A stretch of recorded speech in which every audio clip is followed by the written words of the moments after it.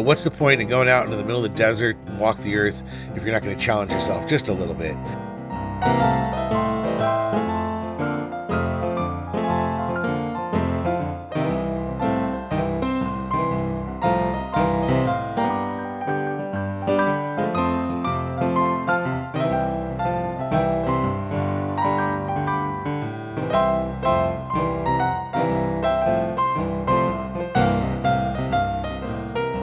So I'm going to put this thing to the test today. I'm also going to go out to Goosnecks State Park, maybe go up to the Moki Dugway.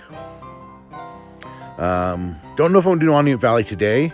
I think I might leave the trailer at Goosnecks State Park. I just don't like leaving it out here in the middle of the desert. I could unhook here and just go, but it just feels vulnerable. I mean, who's going to come and mess with my trailer while I'm gone? At least if I park at the state park, I know that you have to go through a ranger booth and there'll be more people around. So I might leave the RV over there if I'm going to unhook for a couple of days. So, yep, I decided to take the trailer over to Goosnecks State Park. As you take in the panoramic views from this video, you can start to see how the San Juan River winds through the rocky terrain. It carves out this really incredible gooseneck-shaped canyon, which is why they call it that. So when you look from above, right, it's really windy and very, very deep. The hiking trails wind around into the canyon if you really want to get down in there. I wasn't going to touch that, but you can, you can get up close to all the rock formations, and it's a real thrill being there. Apparently you can find whitewater rafting and kayaking on that river, but again, not my thing. Obviously, camping's available in the park. It only costs $10. You can go perched up on the canyon edge as much as you really want. Some people don't like it because it can get windy. As the sun sets over the park, the colors of the rocks and the sky transform into this really stunning display of like oranges, pinks, reds, purples, and it's really magical and unforgettable experience. But that only opens up the evening. After the sun goes down, then it's what's considered a dark sky place. It's a place where people specifically go to stargaze because it's so dark.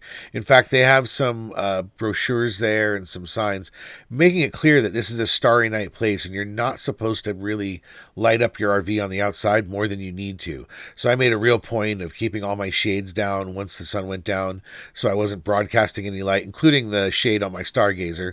As long as the lights were on in my trailer, I wanted to keep that off. I also made a point to turn off my lights down to just the little ember accent light inside before I opened the door, because even though I was far away from other people, I just didn't want to spoil that experience. It only takes a little bit of light to really mess up how many stars you can see. And then I went outside. I didn't really get a lot of photos of the stars because, I was really more just focused on enjoying the moment. But I walked out there and the stars were the most I'd seen since I was maybe a child. It was a little unnerving being so close to the edge of the wall. I would make sure to keep my hand sort of on the trailer or on the truck as I walked around, and I kept my dog on leash just because it was so unnerving to be that close to the edge in pitch black. You just kind of felt like one step further and you were going to go off the edge. So yeah, it was quite the experience. As my wife knows, I generally don't like heights. They're very uncomfortable for me, but what's the point in going out into the middle of the desert and walk the earth if you're not going to challenge yourself just a little bit? It never really felt too scary, but it felt, I would get vertigo when I would get really close to the edge. That's my problem. As I start to get uneasy in my legs and I start to feel like I'm going to lose my balance the closer I get to one of those edges. So obviously I didn't get too close. So here's another randomized test. I'm out here at Goosnecks State Park. I decided not to run my generator this morning. I usually do in the mornings to get the laptop running and charge things back up. But I decided not to. I just lived off the batteries, and right now I'm at 64%. That's after having run the heater all night on gas mode. And so I decided, I'm going to go for a little trip this morning. I'm just going to let the solar panels do their thing and see what happens.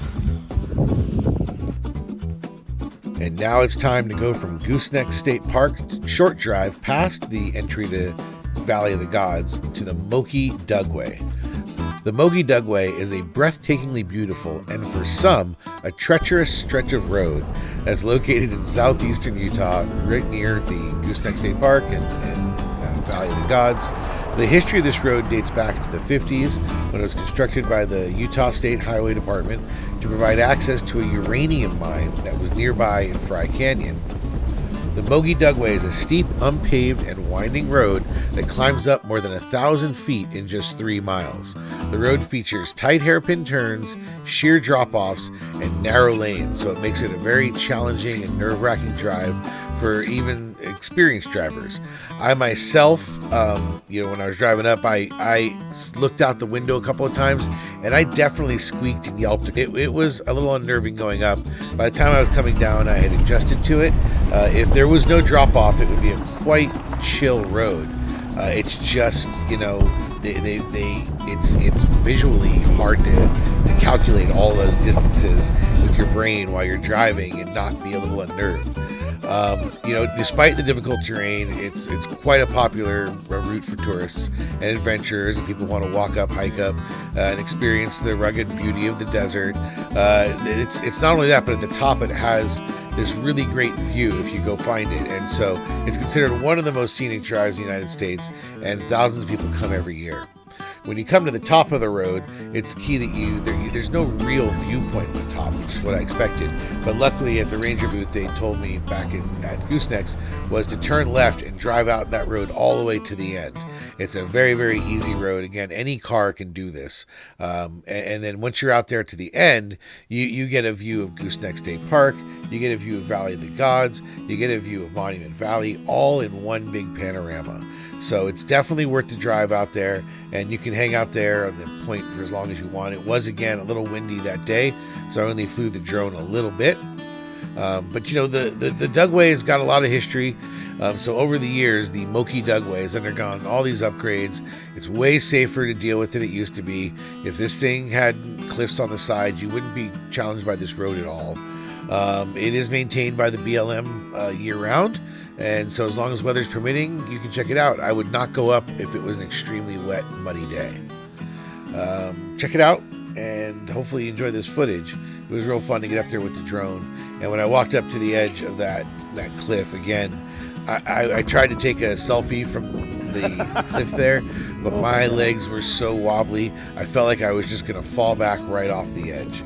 So again, me and my vertigo, huh? So I am back at the RV about 2.5 hours later, and we went from 64 to 70%, just running the refrigerator. So that's nice to see some regeneration. Now that I got the Moki Dugway out of the way, I'm going to go ahead and head down to Monument Valley. But first, as I go down to Monument Valley, which is not very far from Goosnecks, I had to stop off at what is called now Forrest Gump Point. This place was made famous in the movie Forrest Gump, where Forrest Gump decided to stop running, if you've seen the movie. He has all these followers following him as he runs across the country, and he just stops running right there and says, oh, I'm done. And it's right there in front of Monument Valley, right here in this spot. So it's a very famous spot. It's a very famous photography spot. And in fact, after I came here in 2010, this was the image that I got put on my arm as a tattoo to remind me of my RV trip here and how I wanted to come back and how this part of the world really speaks to me. And I never wanted to forget it. So I ended up putting this on my arm, and I had to come back here and try to recreate the shot, though I didn't do a very good job. And unfortunately, the next day when I was bringing my RV through that area, I couldn't get the picture recreated with my RV in the road, simply because it was raining out and you could barely see the Monument Valley from the spot. Oh well, one day I'll actually recreate the shot in real life. But yeah, that's the Forrest Gump Point. And if you're driving through that area, be careful, because there's dozens and dozens of tourists standing in the street while people are driving by honking their horns. It's quite the scene. Well, I've been wanting to make this video for a long time. I'm at Monument Valley, and I'm about to return to Monument Valley. I haven't been here since 2009, and it was a very special event when I came here. It moved me in a way that I'm not normally moved. Maybe only the Grand Canyon moved me more, or stirred me up as much. But this one, I know there's something weird about it. I'm not a spiritual person at all, but something about this feels different, and I guess you can call that spirituality. I don't know. Um, Needless to say, I'm here and I'm about to go drive the entirety of the 17-mile loop. Last time I was here with the tiniest point and shoot camera. I can't use the drone here because it's the Navajo Nation. They don't allow drones, but I do have my camera, and I'm looking to take some nice photographs to make up for last time. So come along with me on the journey here for Monument Valley.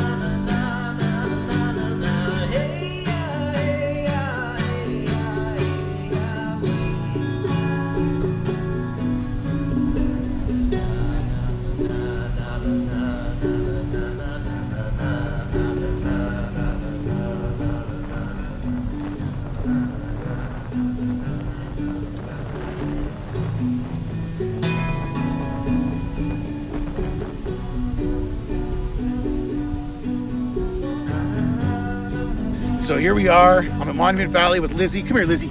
Come here, Lizzie.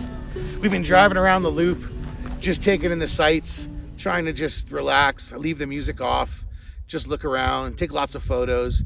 Been an absolute blast. This is considered my #1 spot. This is my favorite place to go and visit an RV. And now that I've been to Valley of the Gods, now that I've been to Goosnecks State Park, this whole area is my new playground as far as I'm concerned. My sister lives not too far down Arizona, so I got a good excuse to come out here again. And the next time I'll bring my wife, who I absolutely miss and wish she was on this trip. Luckily, I'll be picking her up in just a couple of days, and then we get to hang out together down in Arizona with the rest of my family.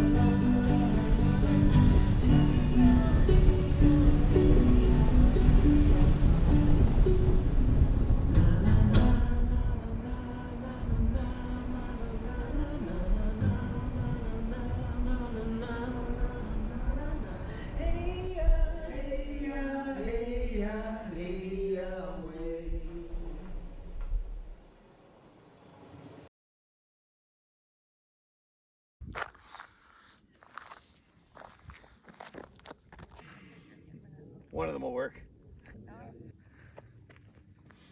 So this is John Ford Point out at Monument Valley. It might look familiar to you because this has been the countless location for Westerns. So if you look out there and you think about some of the old John Wayne movies and other types of Westerns, this is where they shot them. This is where John Ford shot them. And thus this is called John Ford Point.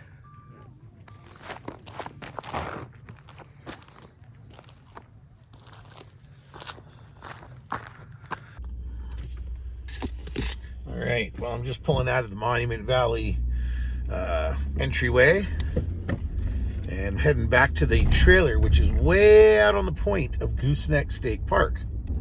As the day progressed, the weather got cloudier and cloudier, and we are expecting rain tomorrow morning. That means that I could see some weather, some wind, maybe even some early rain out there on that point tonight. A lot of people recommend not staying that far out and that close to the cliff because you can get adverse weather. But part of my whole idea is like, well, let's see how the Ember can do when there's a storm or when there's a windstorm. That's why I'm here. I'm sure if there's any kind of thunder, Lizzie's gonna hate it. We already had to deal with the thunder once in Hurricane Utah. And as soon as the first thunderclap hits, she's a shaken mess. Although, because she was sleeping with me, and I held her while the thunderstorm happened. I even covered her ears after I saw the lightning a couple of times. She was pretty relaxed about it. Went back to sleep. So hopefully it's not too bad tonight. Then I'm off tomorrow to some interim location between here and the Phoenix airport, where I'm picking up Johanna on the following day. So I have tomorrow to basically get to civilization, clean the inside of the RV, and do some laundry so that my wife gets a nice, fresh trailer when she shows up, and I'm not giving her some dirty old used trailer. There's some more brave souls who are going to be staying on that rooftop tent in this rain. Well, I got out to the trailer out here on the plateau, and it was pretty windy. It's already starting to drizzle, and it wasn't supposed to rain until tomorrow. And so I'm not taking any more chances. I decided just to wrap it up, and I'm going to take it off the plateau over to the common camping area. And that should, I can park it with my truck facing into the wind. That'll help reduce the wind bounce and wind noise overnight, and it'll just make for a more pleasant experience. I just didn't want to deal with howling winds more than I need to. So, as you can see bouncing behind me here in the Ember coming over the rocks, I am slowly working my way back off of the plateau and back to where everyone else camps. Not too close, because I want to run my generator, but I'll find something out there. All right, it was worth a try, but I don't want to be uncomfortable just for the name of science.